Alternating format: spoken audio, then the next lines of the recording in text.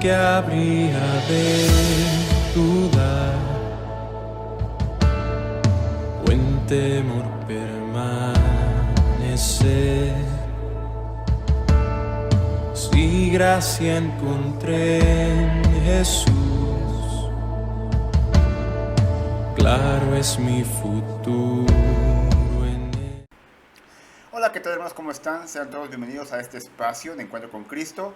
Y hermanos, estamos ya en la cuarta y última semana de febrero y estamos también ya en la cuarta predicación de este libro de Hechos. Y hermanos, estamos viviendo tiempos complicados, difíciles, y yo creo que el libro de Hechos es en este punto algo muy pertinente, un libro muy pertinente para nosotros. Y hermanos, en sí toda la Biblia es pertinente, pero todos los pasajes que estamos viendo nos hacen ver muchas cosas que de repente pasamos por alto, como la persecución, como la escasez, como la tribulación, como los desafíos que como iglesia tenemos. Y yo creo que, hermanos, en todo momento la Biblia es pertinente para mostrarnos que no solamente nosotros, sino también los creyentes del primer siglo, los primeros cristianos, también tenían ese tipo de desafíos. Así que, hermanos, estamos, como hemos dicho, viendo la cuarta predicación del libro de Hechos. Y vamos a hacer un pequeño repaso, como siempre, hermanos, para poder entonces empezar con el estudio, ¿ok? Vimos la semana pasada, hablamos acerca del bautismo del Espíritu Santo, ¿cierto? Y vimos que ese bautismo, esa llegada, esa venida del Espíritu Santo ocurre en el evento conocido como el de Pentecostés, el cual era una de las tres principales fiestas judías, la cual se celebraba 50 días después de la Pascua y forzosamente caía en un día domingo, ¿ok? Así que ese día domingo están los discípulos reunidos con más creyentes y las mujeres, son cerca de 120 creyentes, están unánimes, están en comunión, están en compañerismo, y entonces se nos revela que se escucha un como estruendo muy fuerte, y entonces les aparece a los creyentes, los 120, les aparecen como unas lenguas en forma de fuego. Y entonces ellos comienzan a hablar en otros idiomas conforme el Espíritu Santo que estaba en ellos les impartía para que ellos hablaran. Así que en ese momento, mis hermanos, un momento histórico había ocurrido. El nacimiento de la iglesia, la cual en ese momento estaba formada por 120 creyentes, los cuales, como ya dijimos, habían sido bautizados en el Espíritu Santo, que como ya dijimos es un suceso que ocurre una única vez en el momento de la conversión del creyente. En el caso de los primeros cristianos fue diferente porque ellos estaban comenzando, estaban empezando, era el nacimiento de la iglesia. Por lo tanto, podríamos decir que ese bautismo fue un poco después de su conversión, pero es porque fue un momento histórico, ¿ok?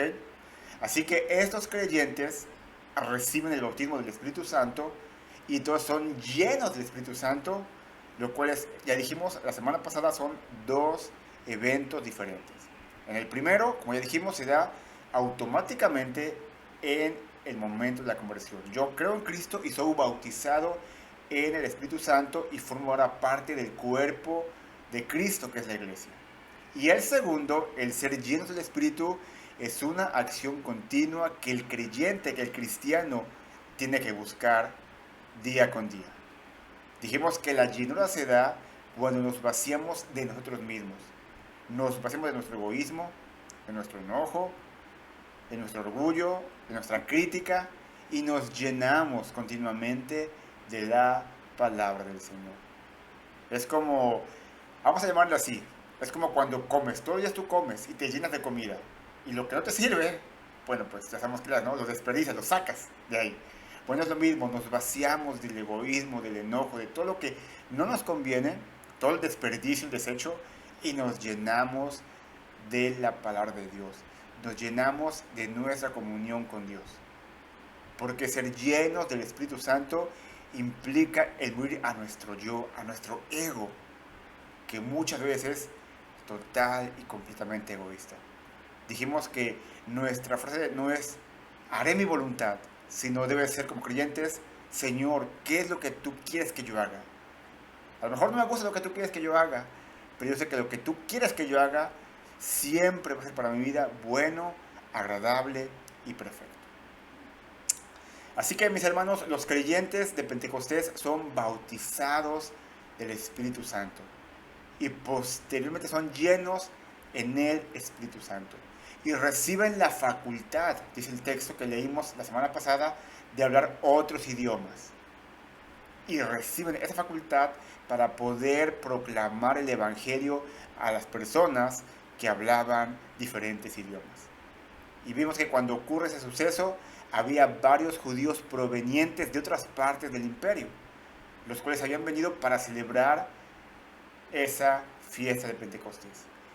Y cuando vimos ese texto la semana pasada, vimos que la Biblia nos dice que eran hombres piadosos en el hecho de que eran devotos a la religión judía y estaban ahí para adorar a Dios.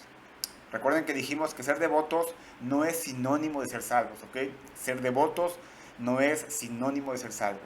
A menos que tu devoción, a menos que tu piedad esté dirigida correctamente en el Evangelio del Señor. Si no, tu piedad, tu devoción, que te vayas caminando de rodillas, que te vayas caminando de aquí a, no sé, 1000 kilómetros, no sirve de nada, si no está enfocado en el Evangelio de Cristo. Así que estos judíos se dan cuenta, mis hermanos, ah, escuchan el estruendo, ¿verdad? Fuerte. Yo me imagino que voltean para ver dónde está y ven que está en un lugar donde tiene un aposento alto. Y van hasta allá. Y vemos que para su sorpresa, perdón, llegan al lugar del aposento alto y para su sorpresa encuentran a 120 personas hablando en sus idiomas acerca de las maravillas del Señor. Y vemos que ellos están atónitos, están perplejos, pero a la vez están asombrados de que unos galileos hablaran otros idiomas. Y como vimos, los galileos eran vistos como gente rural. De hecho, estaban en el campo. Gente sin educación, sin conocimientos, sin estudios, simples pescadores como Pedro y Juan, agricultores, gente muy ruda. Así que, ¿cómo era posible que esos galileos pudieran estar hablando otros idiomas? Bueno, porque eso es lo que hace Dios. Eso es lo que precisamente hace Dios. Así que estos judíos que están allí presencian a estos hombres hablando otros idiomas y sus idiomas, y mientras uno se asombra, otros decían, esta gente está borracha. Están borrachos. Y luego nos vemos aquí como la iglesia que tiene pocos minutos de nacer, ya está comenzando a sufrir oposición. Acaba de nacer la iglesia, tiene unos minutos, no sé el tiempo que llegó la gente a ver el estruendo fuerte. La primera iglesia de 120 personas en Jerusalén y ya está sufriendo oposición. Pero Pedro está a punto de tomar la palabra. Y entonces Pedro hablará y Pedro va a compartir la primera predicación cristiana. La primera predicación cristiana que se dará ahora en la nueva iglesia en este libro de Hechos. Así que mi hermano, mi hermana, joven señorita que me ves, vamos por favor a inclinar el rostro, a cerrar los ojos y hermanos oremos para que sea el Señor como siempre tomando este tiempo para que podamos enfocarnos en su palabra y seamos receptivos a lo que Él tiene que decirnos el día de hoy. Ora conmigo, por favor. Señor Jesús, en esta mañana te pedimos que tú bendigas tu palabra. Una vez más te damos la oportunidad de poder escucharla, Señor. Una vez más te damos gracias por la tecnología que nos permite, a pesar de la distancia, poder escuchar la misma, Señor. Te pedimos que tú nos alientes, que tú nos sigas transformando, que nos muestres, Señor, aquello en lo que estamos fallando y que podamos, Señor, pedir perdón por aquel pecado que tenemos en nuestra vida, aquellas fallas, lo dejamos a un lado o lo dejemos a un lado y que nuestra comunión contigo, Señor, cada día crezca más. Ayúdanos, Señor, a conocerte cada vez más a través de tu palabra, de la oración, de la comunión que tenemos contigo, porque te lo pedimos todo, Padre, esta mañana, en el nombre de Jesús. Amén. Ok, mis hermanos, pues entonces, habiendo dado este resumen y habiendo orado, ¿por qué no empezamos entonces con el estudio esta mañana? Entonces, leamos por favor capítulo 2, versículo 14 al 15, que nos dice lo siguiente. Entonces Pedro, poniéndose de pie con los 11, alzó la voz y les declaró: varones judíos y todos los que vivís en Jerusalén, sea esto de vuestro conocimiento y prestad atención a mis palabras, porque estos no están borrachos como ustedes dicen, pues apenas es la hora tercera del día. Hermanos, en nuestro tiempo posmoderno en el cual vivimos, ahora en este momento, hay un gran esfuerzo por captar el interés de las personas. Y la iglesia de hoy en día hace énfasis en la gran cantidad de programas, de métodos, de enfoques diferentes. Y yo creo que no hay más que voltear a las iglesias para ver que cada vez son más populares las actividades de grupos pequeños, predicación, reuniones de adoración, que sean culturalmente relevantes, que resalten música, que resalten drama, psicología, técnicas de administración, estrategias de publicidad. Hay que ponerlo todo en Facebook, en Instagram, hay que pagar por anuncios, como formas de lograr importantes avances en la vida de la iglesia. Y de hecho, hoy en día abundan los seminarios, pero muchísimos, ¿verdad? Acerca de todo, de cómo tener un buen matrimonio, ser buenos padres, administrar correctamente el dinero. Y ojo, mis hermanos, ¿ok? Ojo aquí. No estoy diciendo que todo esto sea malo, ¿ok? Porque algunas de estas cosas que yo nombré, en su justa medida, pueden ser útiles. Lo que yo aquí estoy tratando de decir es que muy a menudo se ha sacrificado en medio del frenesí de actividades y programas la prioridad de la predicación.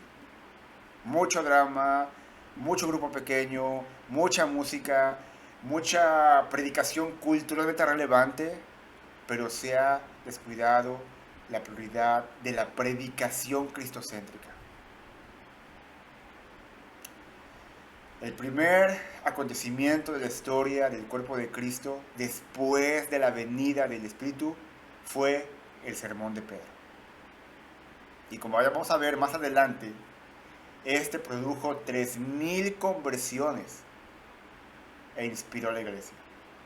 Hermanos, el libro de Hechos es en gran medida el registro de la predicación de los apóstoles, guiados por el Espíritu Santo.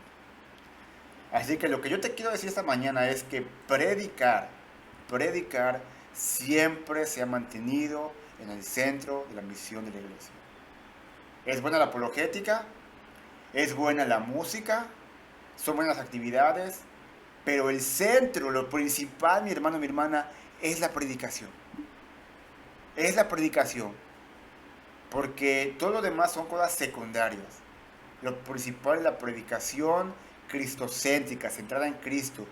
Y Cristo es el Evangelio, y el Evangelio habla de Cristo. ¿Ok?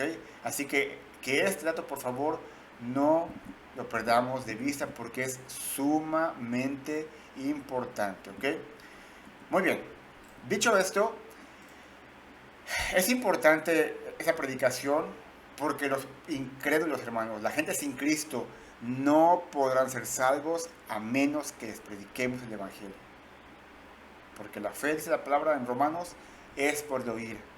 Y el oír es por la palabra de Dios, la cual en conjunto con el Espíritu Santo convence al pecador de pecado, de justicia y de juicio.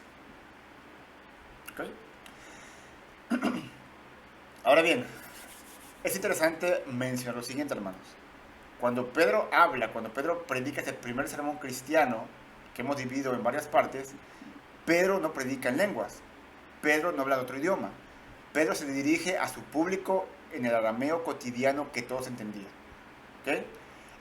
Porque el mensaje fue dado de un judío, Pedro, a judíos. Los judíos que venían de otras partes hablaban otros idiomas, pero su idioma principal era el arameo. ¿Okay? Así que está aquí Pedro, judío, hablando con otros judíos. ¿Okay? Así que aquí tenemos que mencionar algo muy importante, porque inmediatamente después de que Jesús asciende al cielo, es que Pedro asume el liderazgo en el grupo de los 120 creyentes. Lo vemos cuando habla, lo vemos cuando ora para escoger al sucesor de Judas. Él se levantó y dijo: bueno, hermanos, es necesario que, pues ahora que no hay un 12º apóstol, veamos quién cumple los requisitos, y entonces oremos y que el Señor nos disponga quién va a ser. ¿Okay? Lo vemos ya capítulo 1, y aquí capítulo 2, de nuevo, día de Pentecostés, cuando toda la gente estaba perpleja por el milagro de hablar en otros idiomas, se levanta Pedro ante la multitud como el líder de los 12 apóstoles. Y recordamos que en los primeros días las multitudes venían a oír a Jesús. Ahora vienen los apóstoles y a Pedro. Y es Pedro que se da cuenta que la tarea de ejercer liderazgo pertenece a él. ¿Okay? Y ojo, mis hermanos, esto tampoco quiere decir que Pedro fue el primer papa, ¿ok? No, hermanos, no fue el primer papa. De hecho, Pedro nunca estuvo en Roma, estuvo Pablo. Y uno de los líderes de la iglesia de Jerusalén era Santiago, Juan y Pedro. No era solamente Pedro, ¿ok? No quiero que diciendo esto se tome como que, bueno, entonces sí era el papa. No era el papa. De hecho, no hay papas hasta el siglo III. Y bueno, eso ya es un invento de la iglesia católica, ¿ok? Pero bueno, solamente para aclarar el punto, ¿ok? Y que no nos perdamos, ¿ok? Así que Pedro, como líder, como portavoz, y respaldado por sus compañeros apóstoles, y lleno con el Espíritu Santo, se para frente a miles de judíos en aquel área del aposento alto. Y vemos que con plena confianza se dirige a ellos. Así que vemos aquí como el inculto, porque eso era el inculto y ordinario pescador llamado Simón Pedro, comienza a dirigirse a la multitud. Hermanos, este no es el mismo Pedro que dejamos hace unas, no sé, 15 predicaciones atrás, temeroso, blasfemando, llorando por haber traicionado a Cristo. No, este es un nuevo Pedro que fue restituido por el Señor, fue perdonado por Cristo y ahora transformado por el Espíritu Santo puede predicar este poderoso sermón. Así que Pedro proclama: compatriotas judíos y todos los que viven en Jerusalén. Pedro le está hablando no solamente a los judíos que viven fuera, sino también a los que están allá adentro en Jerusalén viviendo y que se han agolpado ante la multitud. Y Pedro dice: prestad atención, es una orden. Les pide que pongan mucha atención porque va a explicar qué es lo que han oído y han visto. ¿Qué fue lo que vieron? Un estruendo muy fuerte. ¿Qué vieron? A gente hablando en otros idiomas. Y como vimos, mis hermanos, la semana pasada, de entre los judíos había un grupo que estaba asombrado, como los 120 hablaban otros idiomas, pero había otro grupo de ese grupo mismo que dijo: no se preocupen, no hablan otros idiomas, están borrachos. Pero Pedro aquí contradice a los incrédulos con un comentario que apela al sentido común. Pedro, señalando a los otros apóstoles, dice: estos hombres no están borrachos como suponen, porque es solamente la hora tercera. Así que, mis hermanos, siendo domingo y sobre todo día de fiesta, era el Pentecostés, el judío no servía su primera comida sino hasta cerca del mediodía, o sea, a las 12 del día. La hora tercera es aproximadamente las 9 de la mañana. Así que Pedro aquí usa el sentido común. Si es que el día de Pentecostés y un judío normal no procura comer hasta después del mediodía y son apenas las 9 de la mañana, pues era obvio que menos iban a servirse vino. Sobre todo por las leyes religiosas judías que hablaban sobre eso. Así que era imposible que estuvieran borrachos. Así que, habiendo aclarado el tema, Pedro prosigue con su charla, con su discusión. Sino que esto fue dicho por medio del profeta Joel, y sucederá en los últimos días, dice Dios, que derramaré de mi espíritu sobre toda carne, y vuestros hijos y vuestras hijas profetizarán, vuestros jóvenes verán visiones, y vuestros ancianos soñarán sueños, y aún sobre mis siervos y sobre mis siervas derramaré de mi espíritu en esos días, y profetizarán. Hermanos, el apóstol Pedro comienza su sermón citando pasajes del Antiguo Testamento. Y vemos aquí que Pedro pone en práctica lo que ya Jesús les había enseñado, de que primero citaran las Escrituras y luego mostraran su cumplimiento y su aplicación, ¿ok? Y eso es lo que, mis queridos hermanos, hacemos aquí en Encuentro con Cristo cuando predicamos.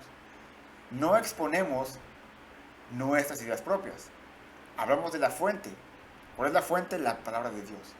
Mostramos su cumplimiento, mostramos lo relevante y al final damos aplicaciones y principios en Cristo para llevar entonces de manera adecuada nuestra vida cristiana. Amén. Entonces, Pedro cita al profeta Joel, el cual predijo el derramamiento del Espíritu Santo. Y les explica que la profecía ha sido cumplida. En pocas palabras, indica que la era de los últimos días ha llegado, ¿ok? Ejemplifica el cumplimiento de la profecía de Joel al hablar con profunda convicción a la multitud, proclamando el Evangelio de Cristo. y demostrando con pruebas visibles que Pedro está lleno del Espíritu Santo. ¿Cómo fue esa prueba? Bueno, compartió el Evangelio, hablando otro idioma, los cuales un judío promedio, sobre todo Galileo, no haría, ¿ok? Y es muy importante aquí, hermanos, que tenemos que resaltar lo siguiente. La frase que vemos aquí, los últimos días, era una expresión muy común en el Antiguo Testamento, la cual denota el tiempo en el que el Mesías vendría a establecer su reino. Sin embargo, la realidad de que habría dos venidas del Mesías, la primera y la segunda, las cuales están separadas por un periodo intermedio, no se entendió con claridad en el Antiguo Testamento. Estaba velado, ¿ok? Hasta que fue que Cristo vino y explicó eso. Ahora bien, las dos venidas de Cristo se pueden deducir de los propósitos o de los dos propósitos para la venida del Mesías, las cuales se establecen en el Antiguo Testamento. Propósito 1. Por una parte, el Antiguo Testamento enseña que el Mesías vendría como el siervo sufriente para morir por los pecados del mundo. Ves, o lees, mejor dicho, Isaías 53 y ves que Jesús, bueno, el Mesías, vendría, sufriría, sería desechado por todos, moriría en la cruz para poder pagar el rescate por mucho. Eso es referente a su primera venida. Y a su segunda venida, Isaías 9:6, también enseña que el Mesías vendría en gloria para establecer su reino. Algo que Cristo no hizo cuando vino la primera vez, sino que fue para un tiempo posterior, ¿ok? Si buscamos un poquito más en el Nuevo Testamento, encontramos en 1 de Juan, capítulo 2, versículo 18, mis hermanos, que dice lo siguiente: hijitos, ya es el último tiempo. Pedro escribe que Cristo había sido manifestado en los posteriores tiempos por amor de nosotros. Y el escritor de Hebreos nos informa que Dios en estos postreros días nos ha hablado por el Hijo. Y en la consumación de los siglos, Cristo se presentó una vez para siempre por el sacrificio. Hermanos, los últimos días comenzaron cuando Jesús vino a esta tierra. Y los últimos días han durado un poco más de 2000 años.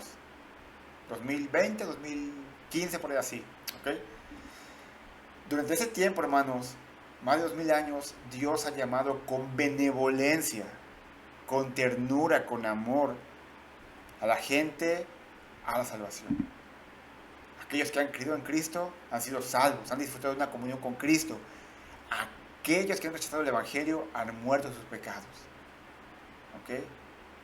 Más de 2000 años que el Señor ha estado hablando por medio de sus hijos, los creyentes, los cristianos, acerca del Evangelio a la gente que no cree, a los incrédulos. Muy bien.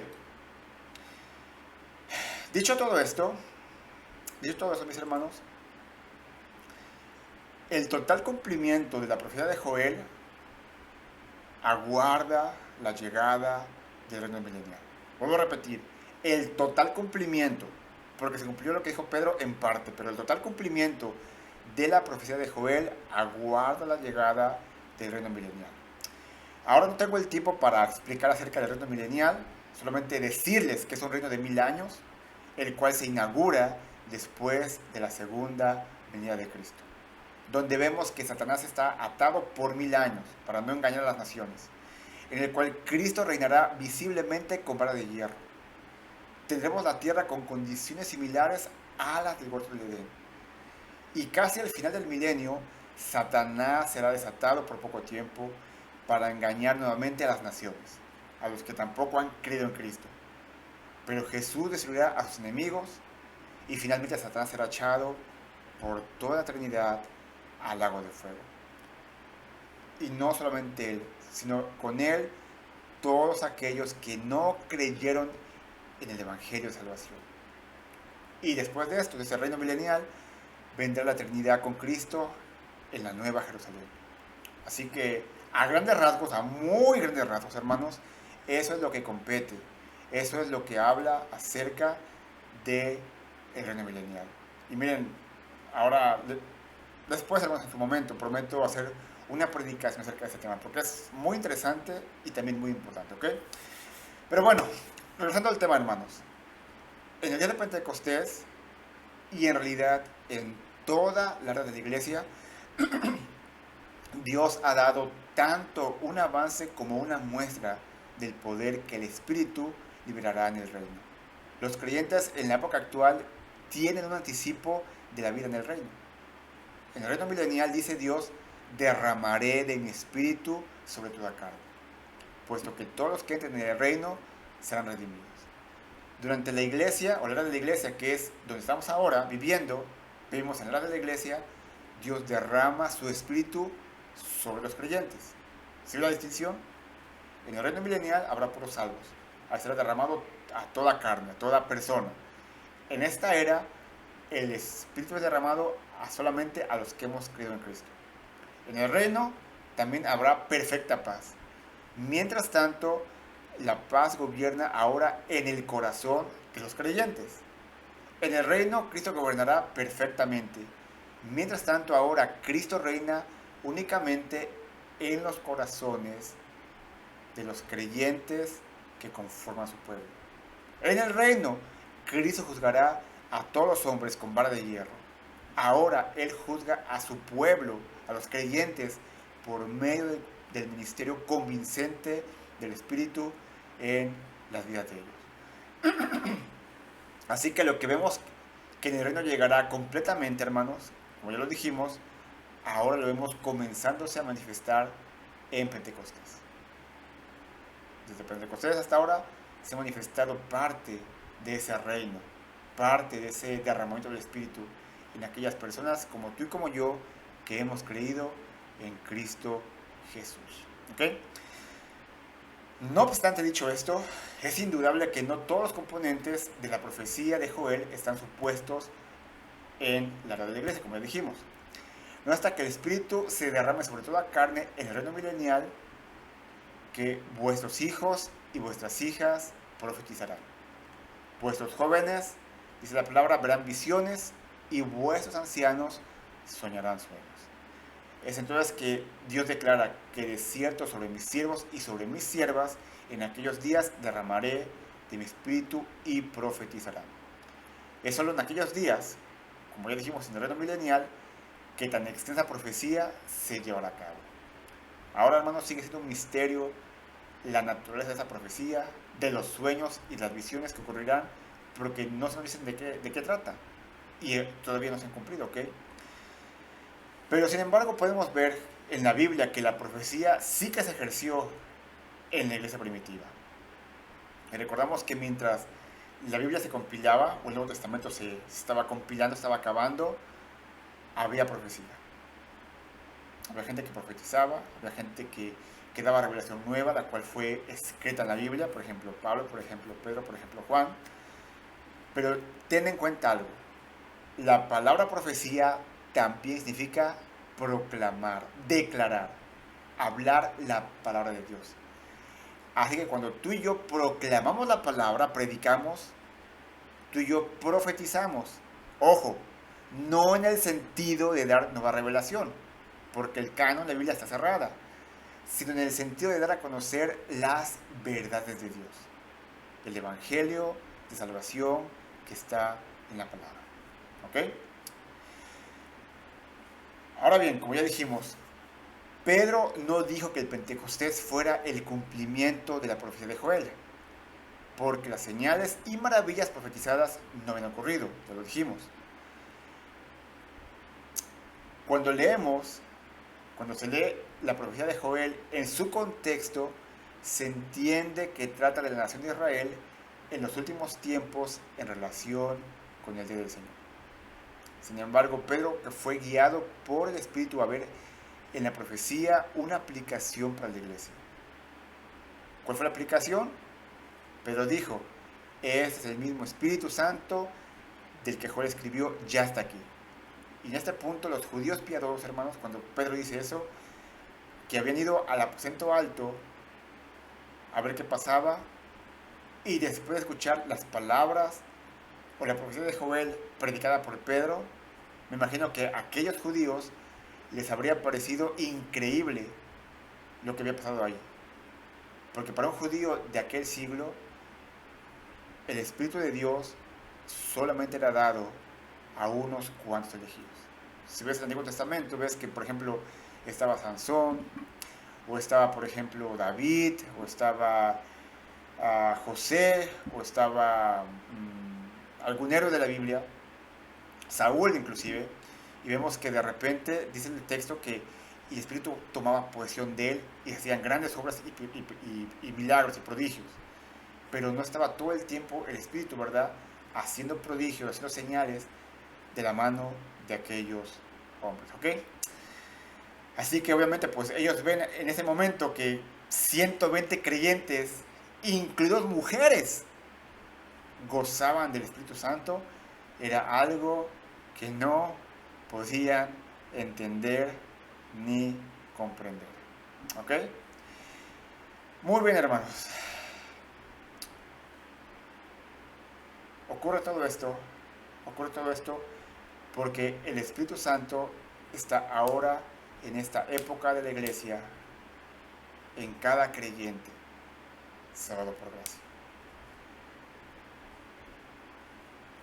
por el cual cada creyente puede tener guía del Señor, discernimiento espiritual, valor, amor, dominio propio, sabiduría, etc. Porque es el Espíritu Santo el cual nos da esos beneficios. Ahora bien, mis hermanos, esto no quiere decir que el Espíritu Santo no estuviera presente en los creyentes del Antiguo Testamento, pero su ministerio era diferente. Igual, algún día podemos hablar sobre eso, ¿ok? Porque cada creyente, antes del Antiguo Testamento, en el Antiguo Testamento y en el Nuevo, ha sido salvado por gracia y ha sido salvado por gracia y ha tenido el Espíritu Santo. Pero el ministerio del Espíritu Santo ha variado de testamento a testamento, ¿ok? Pero bueno, dicho esto, vamos a continuar, mis hermanos, esta mañana y vamos por favor al siguiente versículo 19 y versículo número 20, ¿ok? Y mostraré prodigios arriba del cielo y señales abajo en la tierra, sangre, fuego y columna de humo. El sol se convertirá en tinieblas y la luna en sangre, antes que venga el día grande y glorioso del Señor. Como ya vimos, y ya dijimos, tampoco los prodigios arriba en el cielo y señales abajo en la tierra se dan en Pentecostés. No hubo sangre en aquel momento, no hubo fuego ni vapor de humo. El sol no se convirtió en tinieblas ni la luna en sangre. Porque una vez más, estos acontecimientos están asociados con la llegada del día del Señor grande y manifiesto. Mis hermanos, si bien el día del Señor puede referirse a cualquier momento en que Dios actúa en juicio, no obstante, en este pasaje, el día final del Señor está asociado con la segunda venida de Cristo. ¿Ok? Así lo demuestran los detalles de la profecía de Joel.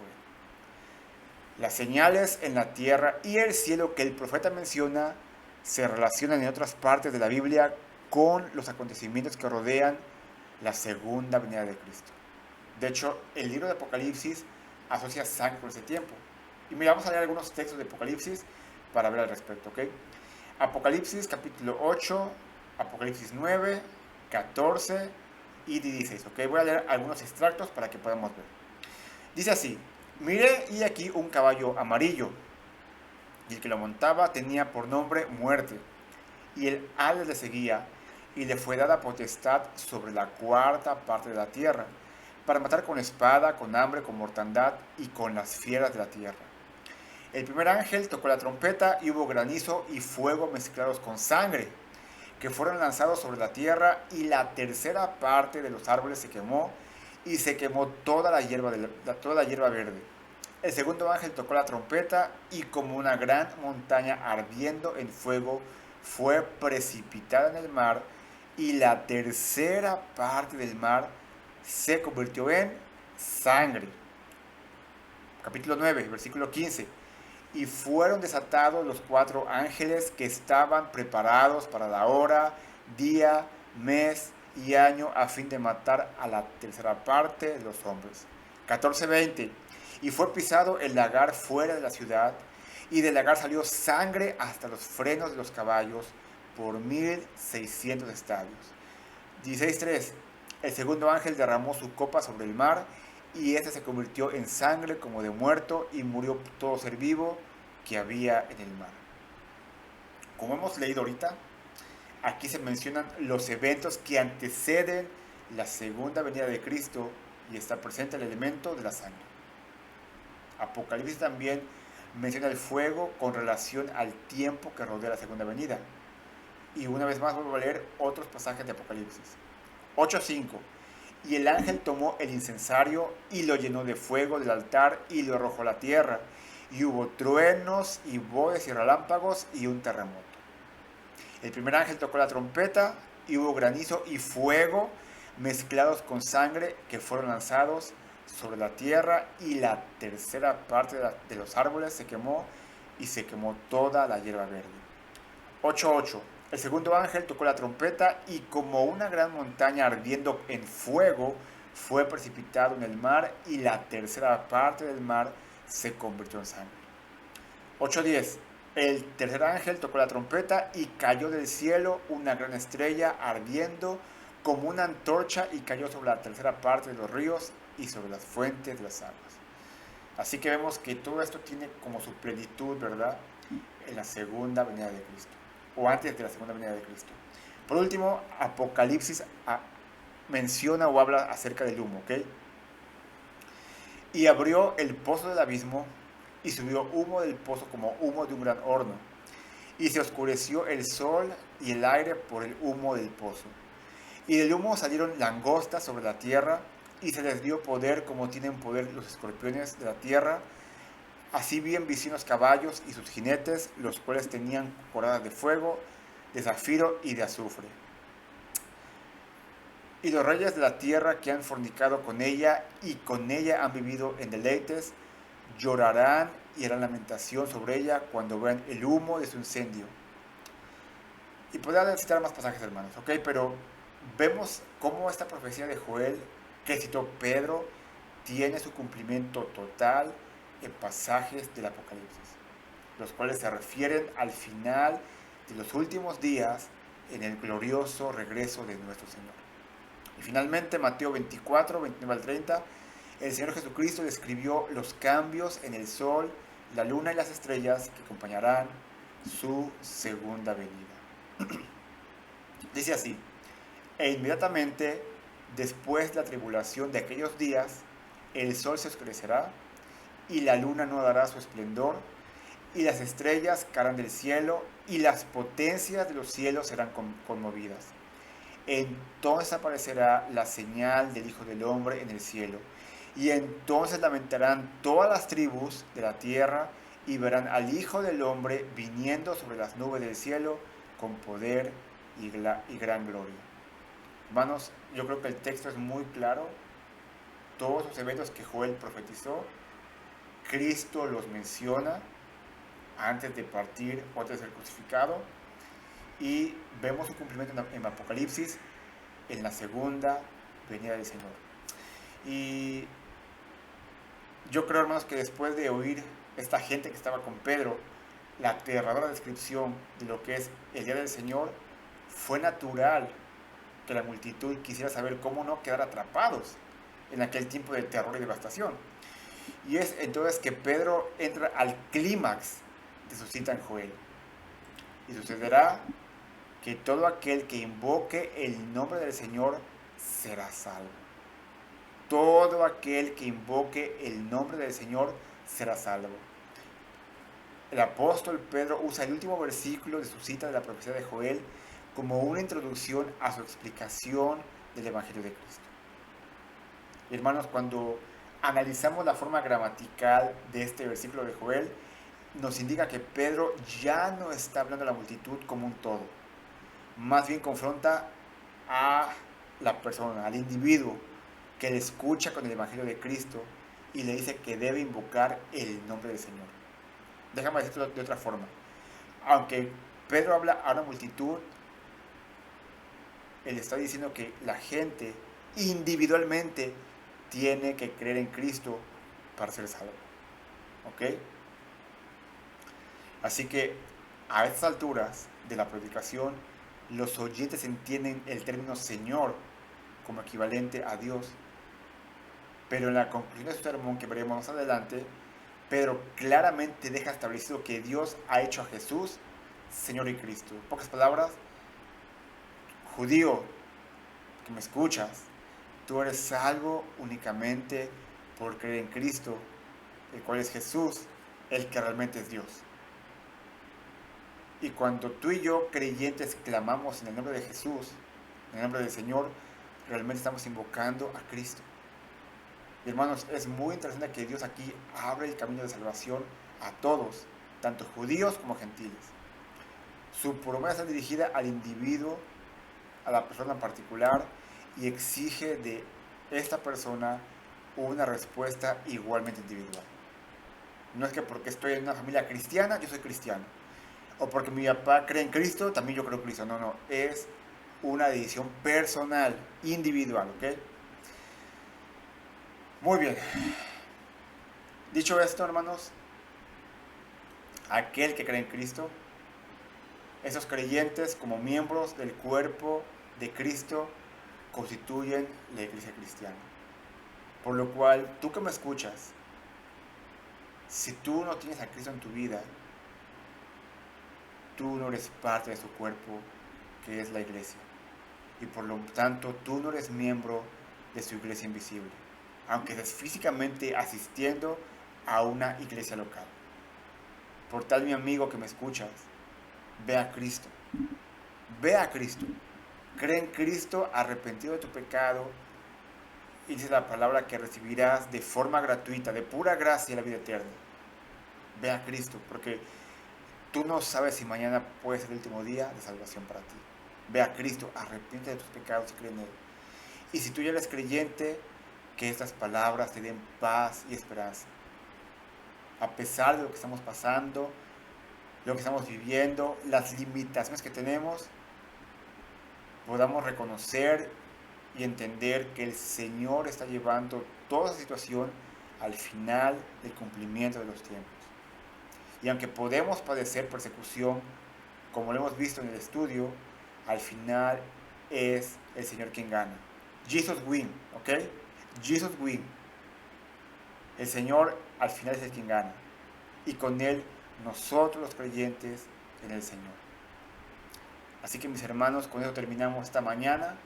Y la próxima semana, si el Señor permite, veremos la segunda parte de esta primera predicación cristiana que llevó a muchos en su momento y lleva también ahora al camino de la salvación.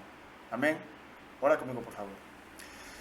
Señor Dios y Padre Celestial, te damos en esta hora las gracias por ese tiempo que nos das. Y Señor, podemos ver en la actualidad los tiempos que vivimos tan turbulentos, tan injustos, tan llenos de ideologías, llenos de política, llenos de censura, Señor, y como cada vez más nuestros derechos como creyentes, y no digo solamente como creyentes, como seres humanos, están siendo violados. Señor, seguimos confiando en un Dios soberano que está llevando todo esto para el fin y la culminación del tiempo, para tu segunda venida, Señor. Padre, el tiempo que estemos aquí te pedimos que seamos nosotros valientes, astutos, Señor, inteligentes, sabios, para con valor, Señor, poder proclamar tu palabra. Te rogamos por cada persona, por cada vecino, por cada amigo, por cada familiar que nos rodea, que no tiene a Cristo, Señor, que podamos en estos próximos días, Señor, compartirles tu palabra, proclamar tu evangelio, Señor, y que tu Espíritu Santo actúe en la vida de ellos para entender que ellos necesitan salvación a través de Cristo. Y si hay alguien que nos escucha en línea y no es creyente y no tiene seguridad de dónde va cuando muera, mi amigo, mi amiga, si no sabes a dónde vas, vas al infierno por tu pecado. Y mira, no lo digo yo, lo dice Cristo. Pero Cristo en su amor, en su misericordia, en su gracia, ha muerto por ti en la cruz. De tal manera que si tú crees en Él, si tú crees en su evangelio, que Cristo vivió, murió y resucitó por ti, tú tendrás esta transformación en Cristo Jesús. Así que mi amigo, mi amiga, que nos escuchas esta mañana, te animo, te exhorto, no dejes pasar más tiempo, cree en el Señor Jesús y serás salvo en este día. Padre, te damos gracias por este tiempo, te pedimos que bendigas la semana que está a punto de empezar y que en todo momento nuestro deseo solemne sea que tu nombre, tu bendito y santo nombre sean exaltados. Porque todo, Padre, te lo pedimos en el nombre de Jesús. Amén. Mis hermanos, pues estamos en esta mañana despedidos. Damos al Señor las gracias por este tiempo. Y nos vemos, si el Señor permite, el próximo domingo en este espacio de Encuentro con Cristo. Dios les bendiga.